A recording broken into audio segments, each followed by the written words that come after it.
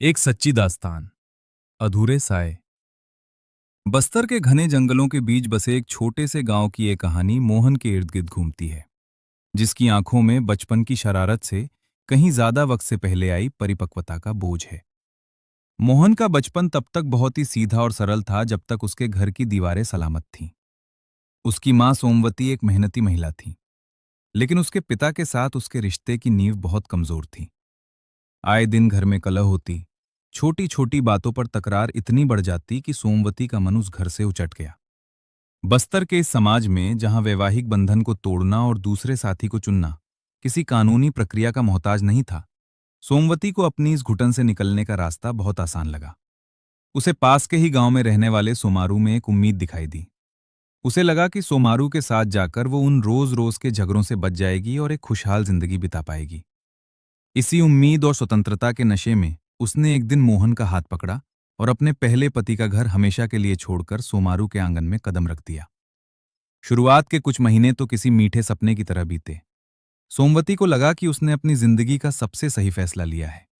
लेकिन जैसे ही समय का पहिया घूमा, हकीकत का बदरंग चेहरा सामने आने लगा। सोमारू जो पहले बड़ा नरम दिल दिखता था, अब शराब के नशे में धुत होकर घर आने लगा। मोहन के लिए वो घर अब एक अनचाहा ठिकाना बन गया था। सोमारू का व्यवहार मोहन के प्रति बहुत ही रूखा था। वो मोहन को अपने बच्चों की तरह कभी देख ही नहीं पाया। जब भी वो घर आता, मोहन को किसी न किसी बहाने दुत्कार देता। मोहन अक्सर देखता कि सोमारू अपने खुद के बच्चों के लिए बाजार से खिलौने और खाने पीने की चीजें लाता, लेकिन मोहन की बारी आने पर उसकी झोली खाली ही रहती। मोहन के मन में एक गहरा शून्य पैदा होने लगा। वो अपने सगे पिता को याद करता, जो भले ही मां से लड़ते थे, लेकिन मोहन के लिए उनका स्पर्श कभी सौतेला नहीं था। अब मोहन के सिर पर एक ऐसा साया था जो उसे धूप से बचाने के बजाय खुद ही झुलसा रहा था। घर की स्थिति तब और बिगड़ गई जब सोमारू ने सोमवती पर हाथ उठाना शुरू कर दिया। सोमवती अब एक अजीब से चक्रव्यूह में फंस चुकी थी। एक शाम जब सोमारू की मार खाकर सोमवती कोने में बैठकर सिसक रही थी, तो मोहन उसके पास गया और बड़ी मासूमियत से पूछा, मां, क्या हम यहां से कहीं और नहीं जा सकते? जैसे हम पहले घर से यहां आए थे, क्या हम फिर कहीं और नहीं जा सकते? सोमवती ने मोहन को सीने से लगा लिया और उसकी आंखों में आंसू छलक आए। उसने बहुत ही भारी मन से कहा, नहीं बेटा, अब हम कहीं नहीं जा सकते।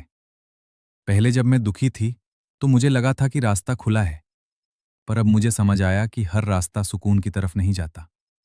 अब अगर मैं यहां से भी भागूंगी तो समाज क्या कहेगा? और सबसे बड़ी बात, अब मेरे पास कोई और विकल्प भी तो नहीं बचा।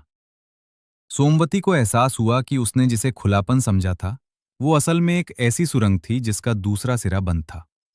वो अपने बच्चे के भविष्य और अपनी सुरक्षा के लिए अब इसी नर्क को अपनी नियति मान चुकी थी।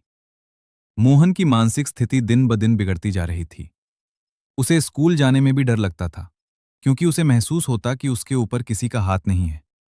एक पिता का साया बच्चे को जो निडरता देता है, मोहन उस निडरता से कोसों दूर था। उसे हर आहट पर डर लगता, हर अजनबी चेहरे में उसे अपनी असुरक्षा दिखाई देती। इसी मानसिक उथल पुथल और असुरक्षा के बीच मोहन ने जैसे तैसे स्कूली पढ़ाई पूरी की और कॉलेज पहुंचा। कॉलेज का माहौल उसके लिए नया था, लेकिन उसका मन अब भी उसी घर के नर्क में अटका रहता था। एक दिन भूगोल की क्लास के बाद मोहन को उदास देख उसके प्रोफेसर साहब ने उसे अपने कैबिन में बुलाया। प्रोफेसर साहब छात्र की आंखों में छिपी उस गहरी पीड़ा को भाप गए थे। उन्होंने बहुत सहजता से मोहन से उसके घर और उसकी परेशानी के बारे में पूछा। मोहन का बांध टूट गया और उसने अपना सारा दर्द प्रोफेसर साहब के सामने उगल दिया। उसने बताया कि कैसे उसे अपने ही घर में एक बेगाने की तरह रहना पड़ता है, कैसे सोमारू उसकी मां के साथ मारपीट करता है और कैसे उसे हमेशा अपनी सुरक्षा को लेकर डर लगा रहता है। प्रोफेसर साहब ने उसकी बात बड़े धैर्य से सुनी और उसे एक ऐसी बात कही जो मोहन के जीवन का टर्निंग पॉइंट बन गई।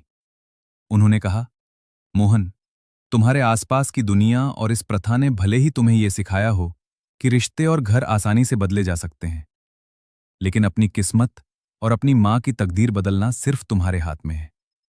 सोमारू भले ही तुम्हारा सौतेला पिता है और उसका व्यवहार तुम्हारे प्रति अच्छा नहीं है, लेकिन वो तुम्हें कॉलेज भेज रहा है, तुम्हारी पढ़ाई का खर्च उठा रहा है।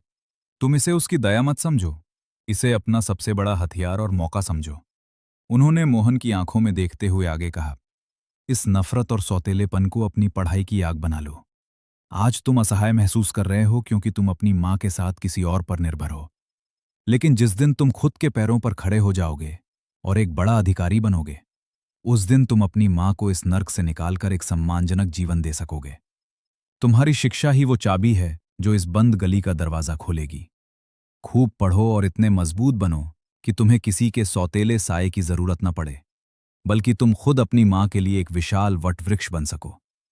प्रोफेसर साहब की इन बातों ने मोहन के अंदर की बुझती उम्मीद को एक नई ऊर्जा से भर दिया। उस दिन के बाद मोहन की आंखों का सूनापन एक चमक में बदल गया। उसने रोना छोड़ दिया और किताबों से रिश्ता जोड़ लिया। सोमारू की गालियां अब उसे कमजोर नहीं करती थीं, बल्कि उसे याद दिलाती थीं कि उसे यहां से निकलना है। उसने समझ लिया था कि उसके माता पिता की गलतियों की सजा उसे ताउम्र नहीं भुगतनी है। मोहन ने अपनी पढ़ाई में जी जान लगा दी।